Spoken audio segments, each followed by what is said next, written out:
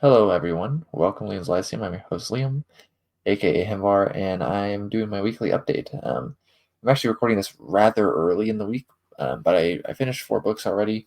The rest of this week is going to be a little busy as I am behind on my homily project. I have an essay coming up. I have family visiting. There's some um, family health concerns that all may prevent me from recording. I feel like later in the week, so I don't have as many books to talk about. But I mean, I have the 4 I finished, and there's not much else that I'm in. Uh, I did finish um, the Dagger and Vichy, uh, by Alistair Reynolds, which it releases, I believe, on Halloween. Actually, probably my least favorite Reynolds I've read. It might have something to do with how short it is. It really isn't bad, but it mostly feels just like a concept,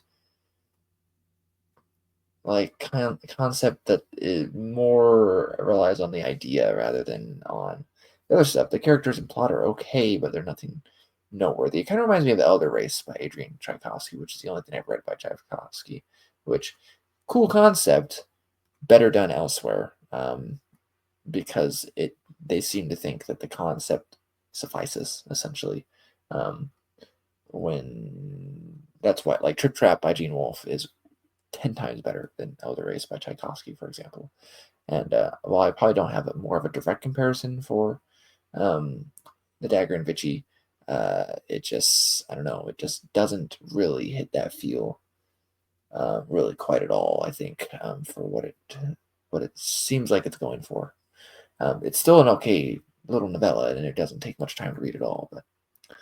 Um, but I don't know when my review for that will be out. Actually, it probably will be out sooner rather than later because I just dislike waiting. Um, but I might wait to review it a couple months from now, closer to release. I also finished The Wake by, is it Paul Kingsnorth, I think is the author. I don't have this one physically either. And very, very good, actually. I would say mostly this one gets points for the idea of language it's going for.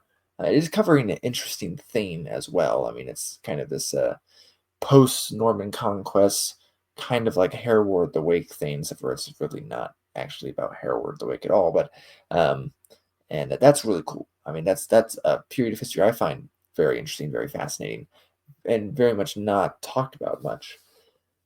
Um, or even known about by many of my contemporaries and peers. And so enjoyable. I do think a lot of ways underneath said language, maybe people who have a hard time with the language. I honestly, I know it spells it all in like Old English, and it uses some strict Old English words that are do not survive in modern English. Um, but when you look at it as between reading actual Old English, and 85% of the lexicon of Old English does not survive in modern English. Some of that, of course, would have died or stopped being used during the Middle English period, whether it's early Middle English period, Middle English period, late Middle English period, or maybe it stopped being used in the early modern English period, or just recently, right, 19th century or something, right? Still, 85% of that lexicon from Old English does not survive, right? And so Old English without some training or access to a handy dictionary is incomprehensible to a modern English speaker. And the Wake is not. Okay. The Wake is not Old English, and the author states that. But what I'm saying is, I actually have quite a good amount of experience with Old English, and the Wake is really easy to read. And so behind that, this kind of I don't call it a facade because I do think it is effective, and I really appreciate again Kingsnorth efforts in doing so. Um, that behind that though, the story itself is kind of very reminiscent of a lot of stories of the time, which I would say like right now, right last 20 years or so, which is kind of edgy. The main character is kind of a dink, kind of really not a good guy at all, and it uses the F word a lot.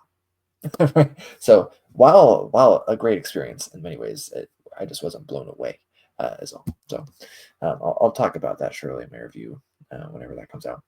The other 2 books I finished. Well, First off, I'll mention Egil's saga, one of the better sagas, one of the more popular sagas too.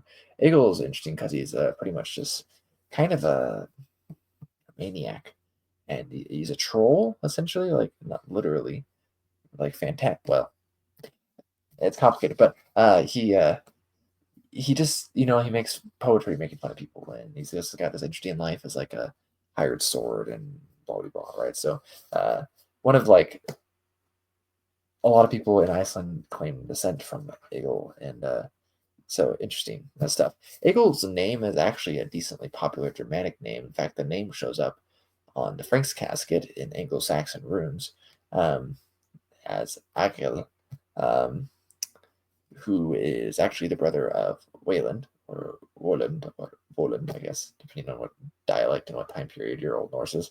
Um, and so, and his story with his wife and like this fortress and his archery skill. So, not the same Egil though.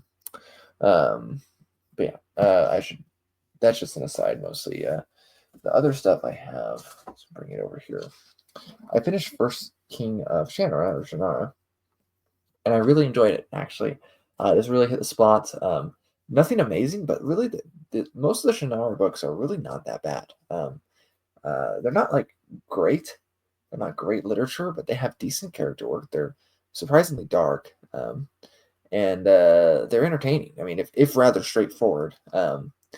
I say that actually, and I never finished The Sword of Shannara because I could not stand it, right? But Elfstones I really enjoyed. Wish Song was okay, and then the Heritage of Shannara books, which I read more recently, were pretty good actually. Um, so First King of Shannara, standalone, prequel to from before Sword of Shannara. I think some people do read this first before they read Sword of Shannara. I wouldn't really recommend. I guess you could, but then it's kind of a similar thing to like quality wise, right? When you're reading like R.A. Salvatore, like I kind of recommend you read. In some ways, I can kind of recommend you read The Crystal Shard because that's the worst one. And once you can get past that, the rest of them are okay because they're literally just better written. Like the Crystal Shard is just written by someone that doesn't look like he's been edited at all and never wrote a book in his life. So, anyways, First King Star actually pretty good and entertaining. I like the cast of characters. I was surprised by some things, and I enjoy this enough that I'm actually hoping to get to Running with the Demon pretty soon. I've been reading these in publication order, so um, Running with the Demon is very different as far as the other Shannara books. The Word and the Void series is not quite Shannara in some ways. It is. It's actually the earliest as far as like chronology is concerned, and it's set in our world. So, anyways, First King of Shannara. I can't remember where the heck I got this off my bookshelf, so I'll have to figure that out. But yes, enjoyable. And then the last book I finished this week is one of my favorite reads of the year, probably so far. The Worm Ouroboros. This is the dust jacket that I didn't have on it last week, with some quotes by James Branch Cabell, James Stevens, and Orville Prescott. Stevens and Cabell are authors, and then Prescott is the editor of the New York Times, or an editor of the New York Times for like the book section or something like that. This one does have illustrations in it. I say that there's not a great number of them actually. I mean, you do have some, right? Like this, the last Conjuring in Carceti. So early on, you actually have a number, but this book is extremely awesome. I just love the language of it. It kind of slows down the reading some, but I didn't find it slowed down all that much at all. Uh, I don't know how other readers feel, but um, just a sense of wonder in this world and this the grandeur of it, the beauty of it, the how cool like Lord Jess and Lord Brandokadaha right are and the magic of Goris and the plot, the arc for Grow and the women surprised me as well, Presmira and Mevrian and the other women. So I can't remember their names right now. They have a bit complex names. But it's just like it's magical. Like there are some like the naming conventions don't really make much sense, and then like the frame it starts with is literally just forgotten. Like it literally doesn't come back up again after like the first 20 pages or so. Um, and but it's very entertaining. I really enjoyed it. It very much made me feel transported um, into Fairyland. And that's mentioned in Old Moon Quarterly Issue Seven's review, actually, for the War and Ouroboros. Uh, Edison does a wonderful job, right, of making me feel like it's not quite like reading like a early modern romance or something like that, but wow, it was fun. I really enjoyed it. Just a very surreal experience. It's very popped into my head. I don't know, just having a hard time gathering my thoughts right now, but I really enjoyed it. The other goings on this week, I made some good progress actually in The Perils of Perseus and Sigismund by Miguel de Cervantes. I actually just finished part two not that long ago. I've read very little actually the past few days, so I don't know what I'm talking about very good progress, but I'm making good progress, which is to say that I'm more than halfway through, I guess. So um, enjoyable still. Not like super good in a lot of ways, but um, I did start uh, Child Christopher and Goldieland the Fair by William Morris, which I was reading these prose romances in order, but I don't think this one's actually the fifth one because I've read the first four. And really fun. I really like William Morris. Um, this one's rather short. It's really much a retelling of Havelock the Dane, which is a Middle English romance, which I've read parts of actually. I'm hoping to read more of. Which that romance itself is interesting because um, it echoes certain Norse sources, in particular something like the story of Amleth, right? Like Hamlet or the Northman, if you watch the movie, about a boy losing his kingdom essentially and stuff like that. Um, so you have Havelock is essentially Christopher, Child Christopher, and this William Morris version, and then Goldie Land is the same as Goldborough in the medieval romance. So uh, it does switch to focus a bit from the reclaiming the throne thing, politics of that, and more into just the romantic side of things. This relationship between Goldie Land and Christopher, but enjoyable. Morris is uh, a great user of language. Besides that, sorry, I'm beyond exhausted, and it's hitting me now. Uh, 10 minutes into this. Um, I haven't really started anything else. That's not true. I am a couple pages into the Ethiopica, which is a Greek story, ancient Greek story, and I'm literally just a couple pages in. I'm not sure if I'm going to read it right now. I'm reading a 16th century translation into English, I believe. I can't even remember when it was written. Um, exactly. Let me look it up because I do have a computer that I'm on. Ethiopica.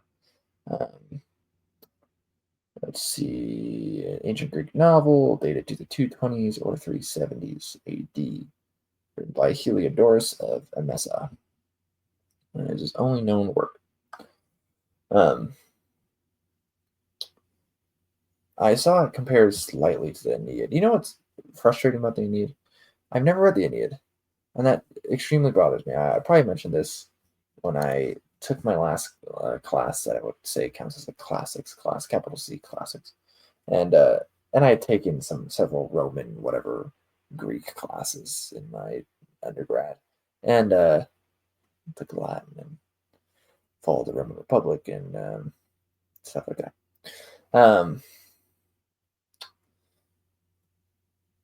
I had to read the Iliad, I believe, 5 times for school. 5 times.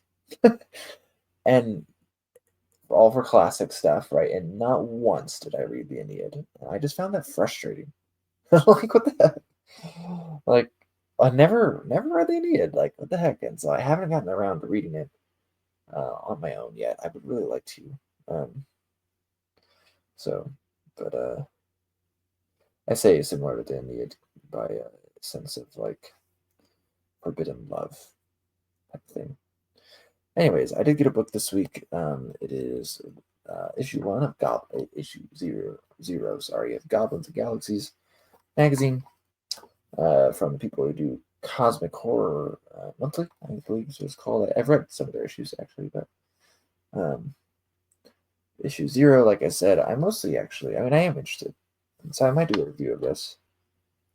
Um, but my pal Tim is here at the bottom, Bugman and Proud of It by Timaeus Bloom. So, I gotta support Tim, and I want to support a new Sword and Sorcery um, sign as well. So,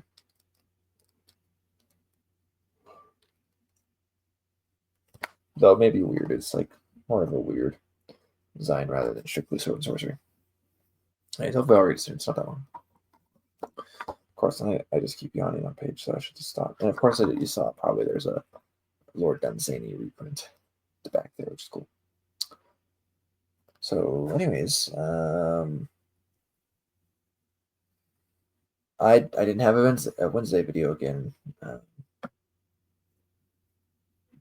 we'll see what I can conjure there. Anyways, I'm just falling asleep now. I apologize.